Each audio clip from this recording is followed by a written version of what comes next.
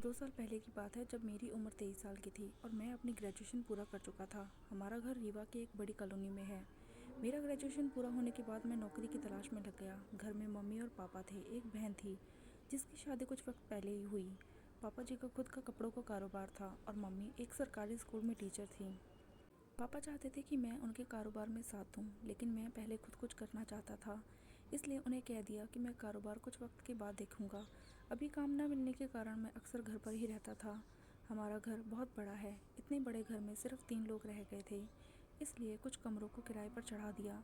घर के एक तरफ के हिस्से के 3 कमरों में किराएदार रहते हैं। हमारी तरफ के एक हिस्से में कमरा खाली था। उसी में रहने के लिए एक दिन एक सड़क योजना के इंजीनियर सपरिवार आए। उनके परिवार में उनके अलावा उनकी पत्नी और उनकी एक बेटी थी।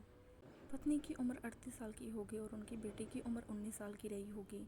एक दिन की बात है, मैं अपने बालकनी में कुर्सी लगाकर बैठा हुआ कुछ पढ़ रहा था कि इतने में मुझे पानी गिरने की आवाज़ सुनाई पड़ी, जैसे कोई नहा रहा हो। मैंने खड़े होकर नीचे आंगन में देखा तो मेरे होश उड़ गए। मैंने देखा कि रीता आंटी नहा रही थी। मैंने पहली बार किसी औरत को ऐसे नहाते हुए देखा था। मेरे रोम रोम खड़े हो गए और उसका नहाना पूरे होने तक मैं उसे देखता रहा।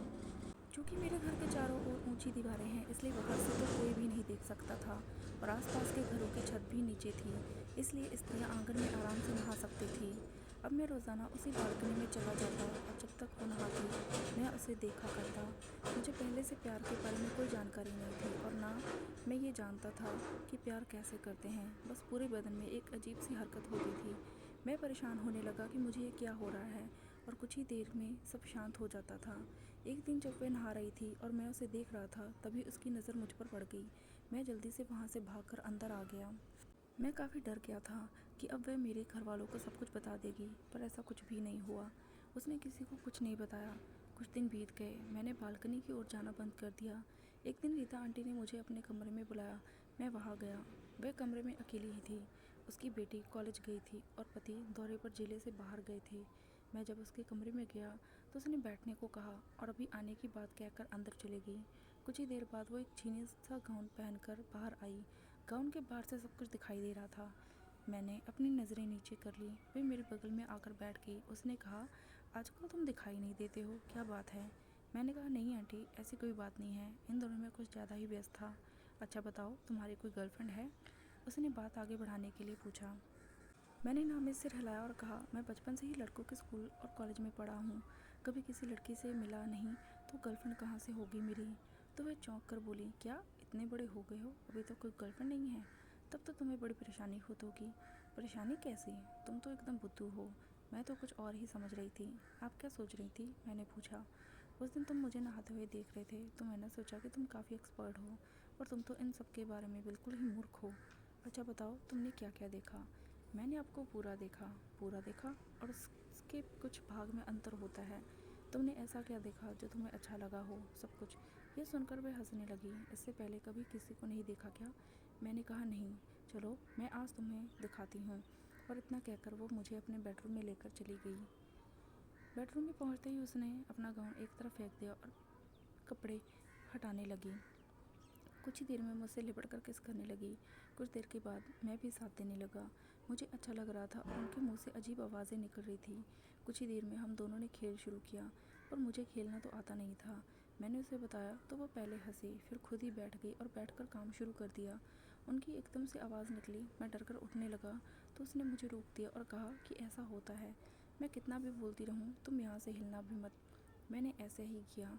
अब वो दबाव बढ़ाने लगी और कुछ देर बाद तक वो शांत होने लगी। मुझे भी बहुत मज़ा आ रहा था। फिर उसने कहा कि ऐसे ही अब तुम खेल शुरू करो, इसी को खेलना कहते हैं। फिर वो बिस्तर पर चित लेट गई और मैं काम करने लग गया। पूरे कमरे में मधुर आवाज़ें आ रही थी, जैसे कोई संगीत सुना रहा हो। मधुर आवाज़ों से मेरी उत्तेजना बढ़ने लग गई और मैंने अपना खेल तेज़ किया। कुछ ही देर में वो चिल्लाई। मेरी समझ में कुछ नहीं आ रहा था। मैं रुकना चाहता था, मगर उसने खुद मना किया था, इसलिए मैं चुपचाप अपने काम में लगा रहा। उस समय उसने मुझे कसकर दबोच लिया, जैसे मैंने कोई गलती कर दी हो। फिर हम कुछ देर तक यूं ही एक दूसरे से लिपट कर लेटे रहे।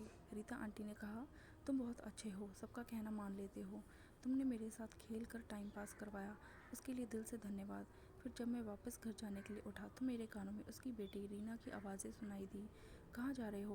अब तो मेरी पारी है। हम दोनों ने घबरा कर बाहर की ओर देखा तो बेडरूम के दरवाजे पर रीना खड़ी थी और शायद उसने हमारे खेल की लीला देख ली थी।